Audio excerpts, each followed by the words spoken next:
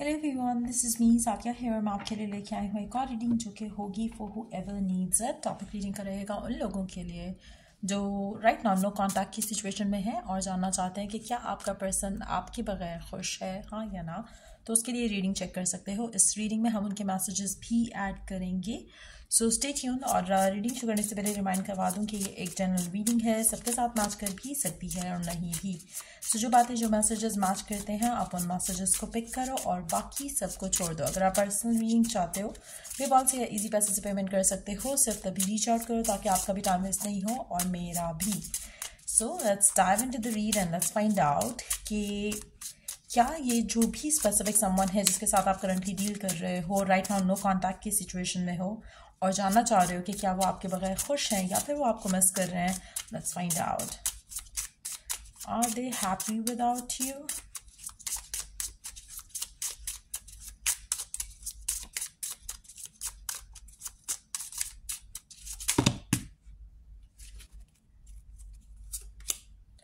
Two of Cups,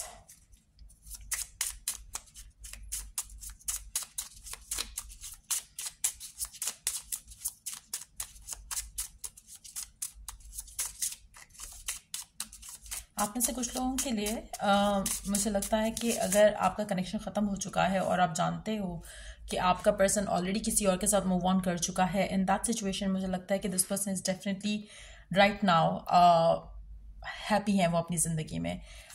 हो सकता है कि जो भी स्पेसिफिक समवन है उनकी लाइफ में राइट नाउ उनका नया कनेक्शन होने की बहुत ज़्यादा स्ट्रॉन्ग चांसेस हैं। अगर आप काफ़ी टाइम से नो कॉन्टैक्ट की सिचुएशन में हो तो मुझे लगता है, और अगर आप स्पेशली वो लोग जो जानते हैं कि देयर इज़ अनदर पर्सन इनकी लाइफ में, तो definitely this person is happy without you. Let's see more cards here.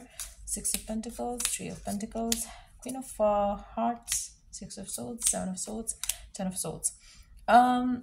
मुझे लगता है कि आपका पर्सन मोस्टली लोगों के लिए जो भी ये रीडिंग देख रहे हैं, आपका पर्सन जो है गिवन सिचुएशन में वो डेफिनेटली खुश है अपनी ज़िंदगी में। मुझे लगता है कि उनकी लाइफ में कुछ ऐसा है जो कि जिसको लेकर बहुत ज़्यादा स्टेबल और हैप्पी फील कर रहे हैं। आप में से कुछ लोगों के लिए लाइक आई सेड अर्लियर, हो सकता है कि इनकी लाइफ में ऑलरेडी एक और पर्सन हो, और स्पेशली उन लोगों के लिए जो कि राइट नाउ नो कॉन्टैक्ट की सिचुएशन में काफ़ी टाइम से हैं। और वो लोग जो कि जानते हैं कि there is another person in their life, उनके लिए तो कंफर्म एनर्जी है कि this person is happy without you. But at the same time मुझे लगता है कि ये जो चीज़ें हैं उनकी लाइफ में जो चल रही हैं, इसमें कहीं ना कहीं कुछ ऐसा होगा इनकी ज़िंदगी में जिससे अगर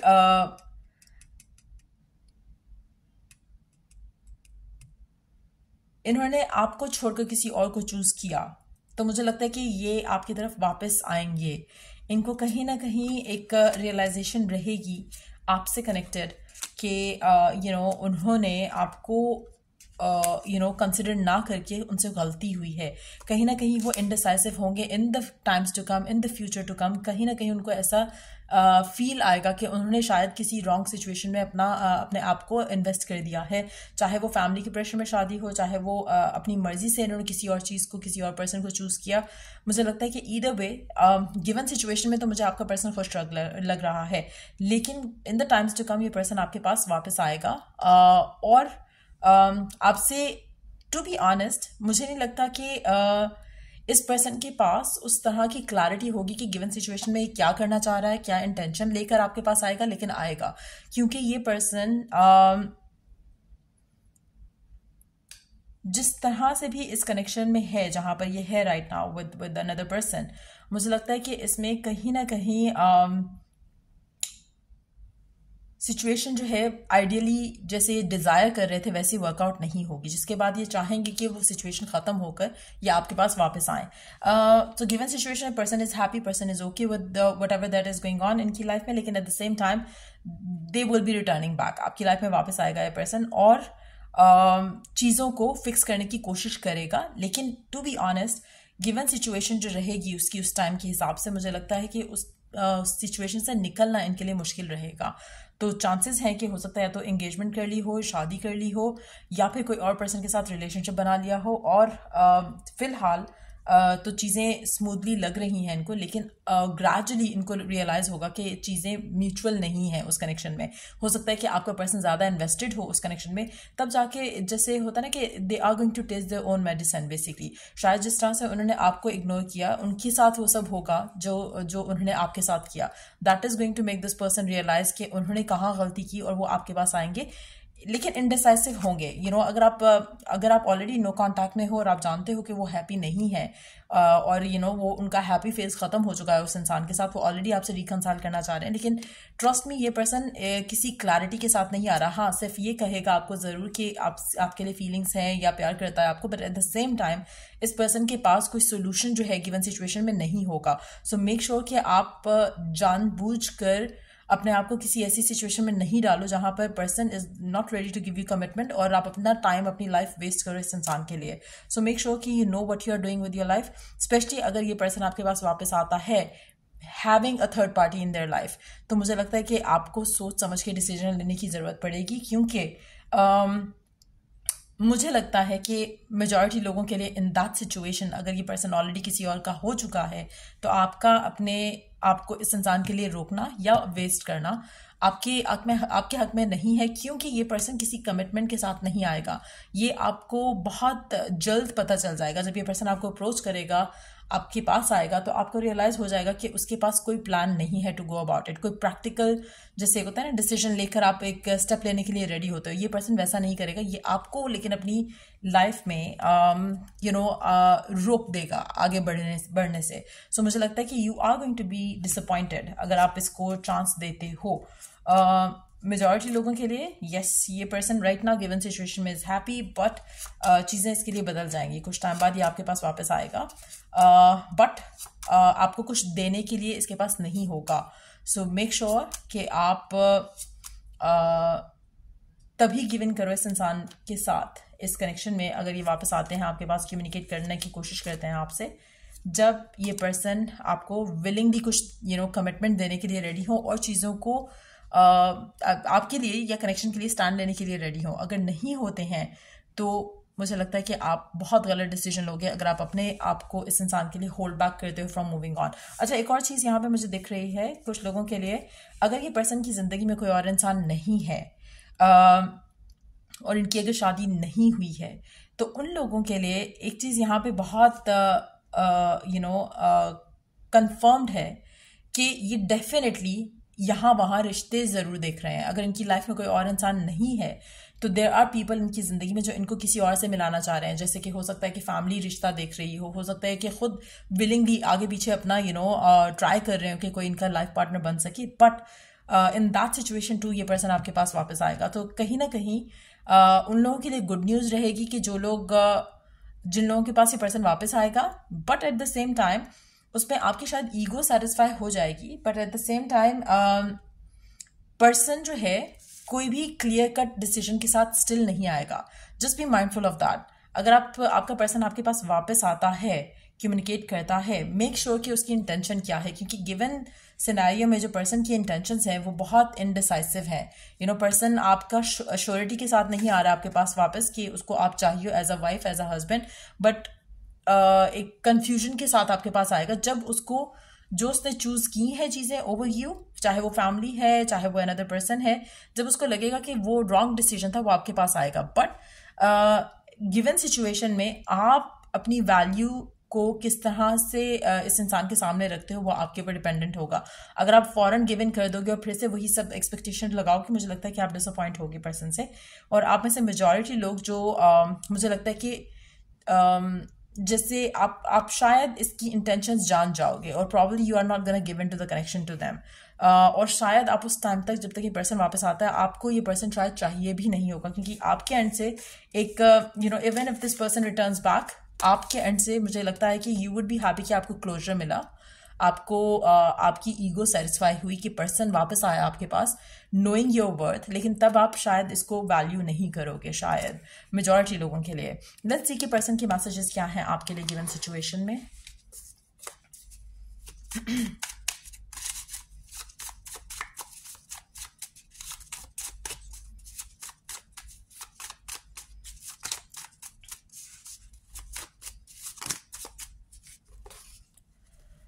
I know I have been tough and rude to you. Please forgive me. You are special for me, but I will never speak my heart out. आप में से कुछ लोगों के लिए मुझे लगता है कि आपका पर्सन जानता है कि वो किस तरह से आपके साथ रूड रहा है, हमेशा आपको शायद इग्नोर निगलेक्ट किया है. फॉरगिवनेस सीख करने के लिए भी पर्सन वापस आ सकता है. हो सकता है कि जब वो आपके पास आए, कुछ लोगों के लिए हो सकता है कि स्पेशली अगर वो शादी कर चुका है या शादी करने के लिए तैयार हो चुका है, तो that is still going to make this person come back to you, क्योंकि उसको रियलाइज होगा कि उसने आपके साथ गलत किया है और उसके साथ जो हो रहा है वो उसकी एक कामिक रिवॉर्ड है जो कि वो अपना ले रहा है. But at the same time आप में से कुछ लोगों के लिए आपका पर्सन हमेशा से अनएक्सप्रेसिव रहा है और शायद आगे भी अनएक्सप्रेसिव ही रहेगा, क्योंकि उसके लिए बहुत मुश्किल है अपने हार्ट को ओपन अप करना. टू बी एक्सप्रेसिव वो शायद उसके लिए टफेस्ट थिंग होगी इन दिस वर्ल्ड. लेकिन at the same time to be honest, जो कनेक्शन है उसमें मुझे लग रहा है कि by the time this person ये आपके पास वापस आएगा, आप शायद उस कनेक्शन को गिव इन करने के लिए रेडी नहीं होगे. Let me take one card for you. आपकी एनर्जी टुवर्ड्स द पर्सन जब ये रीच आउट करेगा. Ace of pentacles. मुझे लगता है कि आप बहुत ज़्यादा क्लियर कट होगे. If this person reaches out to you, आपका क्लियर पर्सपेक्टिव आप अपना सामने रखोगे इस इंसान के सामने, जो कि होगा कि शादी अगर करता है, कमिटमेंट देता है, इन्वॉल्वमेंट फैमिलीज की होती हैं, तो you are going to give in to it. Otherwise आप इस कनेक्शन को गिव इन नहीं करोगे. Let me take one more card. If it doesn't happen, मुझे लगता है कि चांसेस हो सकते हैं कि पर्सन जो है आपको वो गिव इन करने के लिए रेडी हो, if and only if you put that perspective clear cut ahead to him.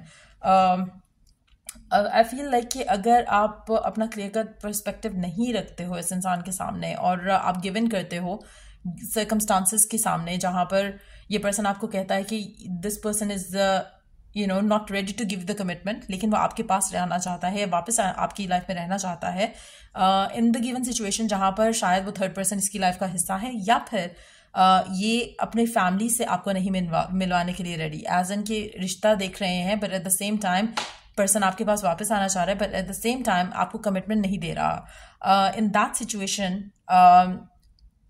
अगर आप सेटलमेंट फॉर लेस नहीं करते हो तो ये पर्सन आपको कमिटमेंट देगा, क्योंकि चांसेस बहुत स्ट्रांग हैं उन लोगों के लिए स्पेशली जहाँ पर ये पर्सन रिश्ते वाले प्रोसेस से गुजर रहा है, but at the same time कुछ चीज़ें वर्कआउट नहीं हो रही इसकी लाइफ में, और that is going to make this person come back to you. और इन दैट सिचुएशन अगर आप अपना बहुत क्लियर कट पर्सपेक्टिव रखते हो कि आपको शादी करनी है, आपको कमिटमेंट चाहिए, आपको फैमिलीज की इन्वॉल्वमेंट चाहिए, तो तब आपकी विश, आपकी डिज़ायर पूरी होने के चांसेस बहुत स्ट्रांग होंगे.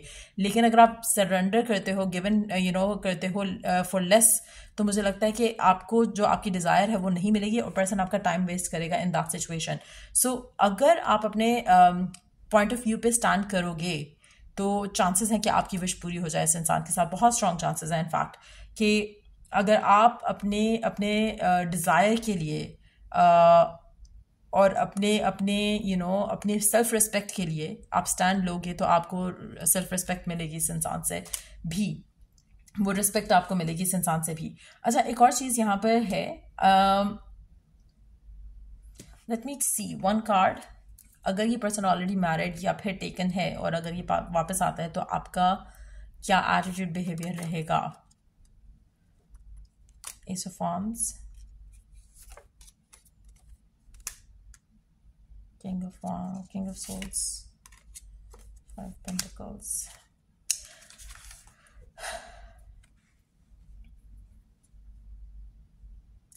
इट सीम्स लाइक कि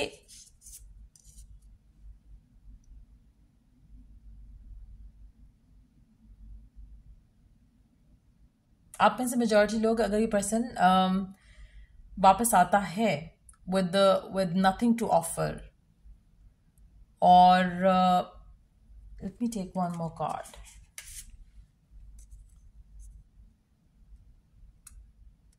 आप में से मेजॉरिटी लोग बहुत खुश होंगे इस इंसान के वापस आने पे भी. आप में से मेजॉरिटी लोग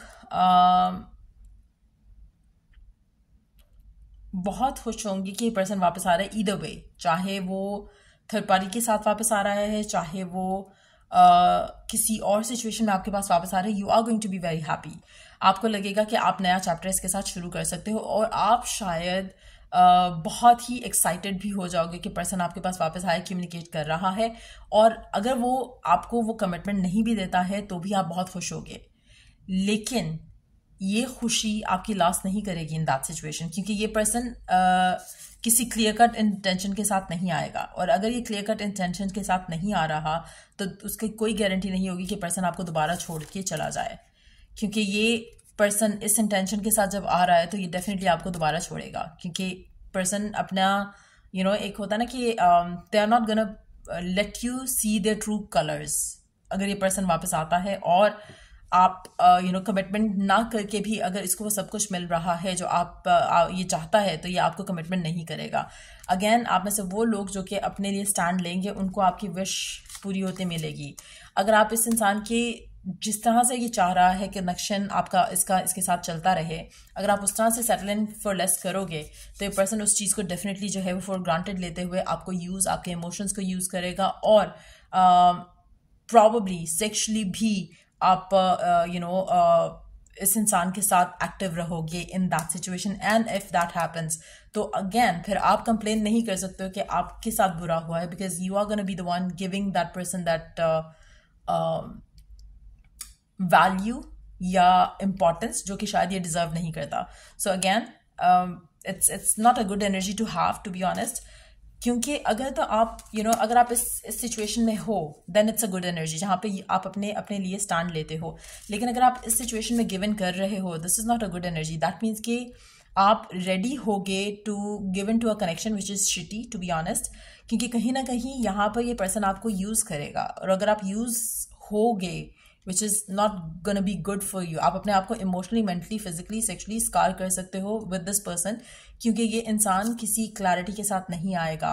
सो अगेन, आपकी चॉइस होगी, आपका डिसीजन होगा कि आप अपनी लाइफ में क्या चाहते हो। आप अपने आप को रिस्पेक्ट देना चाहते हो, दिलवाना चाहते हो, then you gonna take stand for it. और आप में से कुछ लोग करेंगे ऐसा, जैसे मैंने पहले कहा, क्योंकि even if you love this person, आप अगर खुद को प्यार करते हो तो आप अपने लिए स्टैंड लोगे। और अगर ये पर्सन नहीं आपको वैल्यू करेगा, आप में से कुछ लोग होंगे जो नहीं गिव इन करेंगे कनेक्शन में, लाइक आई सेड अर्लियर, कि आपका पर्सन वापस भी आता है तो you gonna put an end to that. आप बहुत क्लियर होगे कि आपको क्या चाहिए। बट मुझे लगता है मेजॉरिटी लोग आप में से बहुत हैप्पी होंगे कि पर्सन वापस आया है, but at the same time उसका आउटकम आपके लिए अच्छा नहीं रहेगा। टू बी वेरी ऑनेस्ट, बहुत क्लियर कट एनर्जीज हैं, 5 ऑफ पेंटिकल और किंग ऑफ सोल्स की एनर्जी। आप शायद इससे बहुत खुश हो जाओगे कि हाँ, एटलीस्ट दे केम बैक। आपकी ईगो भी सेटिस्फाई हो जाएगी, आप शायद खुश भी होगे because you love this person, but at the same time क्या ये पर्सन आपको प्यार करेगा, क्या ये आपको वैल्यू करेगा, या आपको फिर किसी और के लिए छोड़ सकता है। Just be mindful of this energy. और अगर ये आपको कमिटमेंट देता है और आपके साथ रेडी होता है to be in a relationship in that situation, मुझे लगता है कि ये उन लोगों के लिए होगा जहाँ पर पर्सन की लाइफ में कोई थर्ड पर्सन नहीं होगा। रिश्तों वाली चीज़ हो सकती है, उसके बाद ये पर्सन वापस आता है और शादी के लिए एग्री करेगा, ठीक है।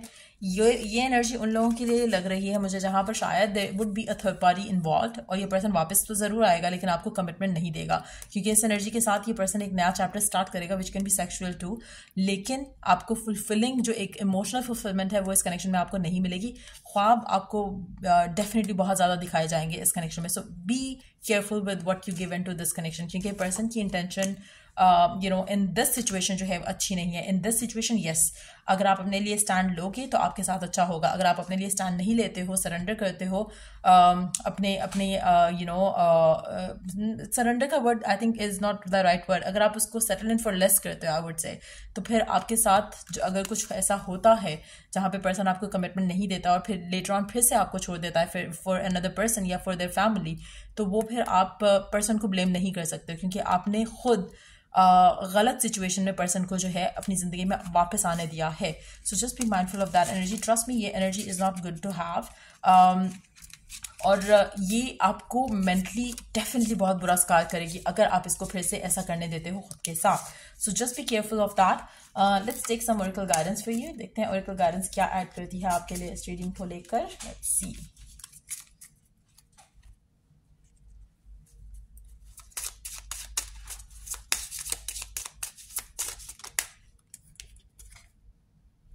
Uncertainty, choose who you will become. अगर आपको लग रहा है राइट नाउ गिवन सिचुएशन में आपको बहुत ज़्यादा लैक ऑफ क्लैरिटी है, तो मुझे लगता है कि आपको पहले खुद के लिए अपने डिसीजंस लेने पड़ेंगे। आपको खुद से पता होना चाहिए कि आपको क्या चाहिए। आपको इस इंसान का साथ चाहिए या फिर आपको इसके साथ एक रिस्पेक्टफुल रिलेशनशिप चाहिए। जब आपको बहुत क्लियर पता होगा तो आपके साथ वो हो जाएगा। लेकिन अगर आप इनडिसाइसिव हो खुद से, और लाइक आई सेड कि आप में से कुछ लोग ऐसे होंगे जो कि गिव इन करेंगे, कुछ लोग ऐसे होंगे जो स्टैंड लेंगे। अगर आप स्टैंड लोगे तो आपके साथ वही होगा जैसा आप चाहते हो। अगर आप स्टैंड नहीं लेते हो तो आपके साथ वो होगा जो आप नहीं चाहते हो, क्योंकि you will be taken for granted. So make sure कि आपको खुद से बहुत क्लियर पता हो कि आप क्या चाह रहे हो और आपको क्या उसका आउटकम में मिल सकता है। मोमेंट ऑफ रिग्रेट जो है, मुझे लगता है कि